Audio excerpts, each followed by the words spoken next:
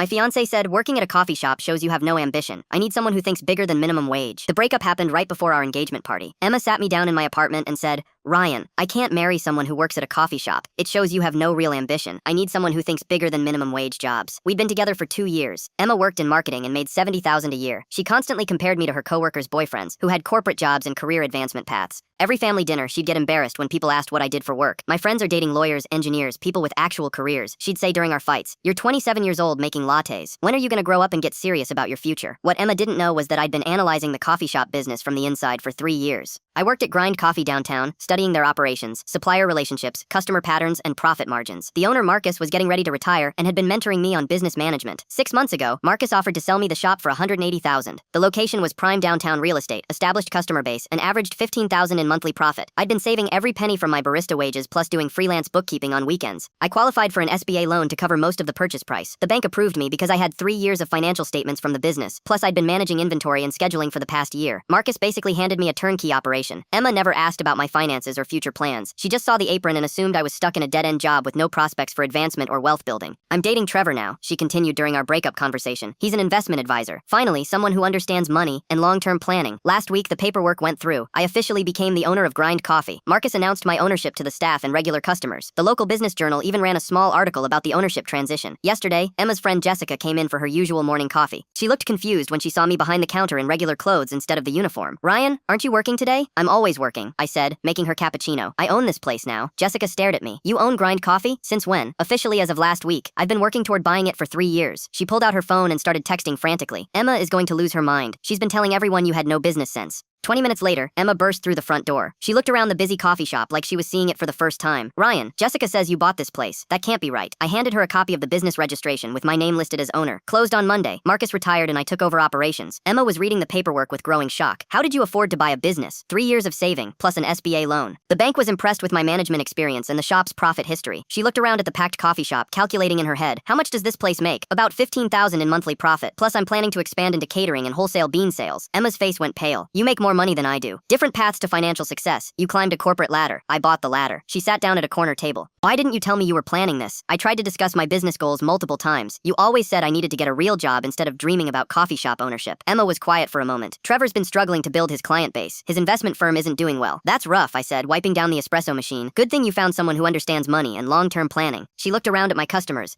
my employees, my business. I made a huge mistake, didn't I? You made a choice based on what success looked like to you. Now you get to see what success actually looks like to me. Emma left without ordering anything. Jessica texted me later. She's been crying for 2 hours. Trevor apparently lost 3 major clients this month and might have to close his practice.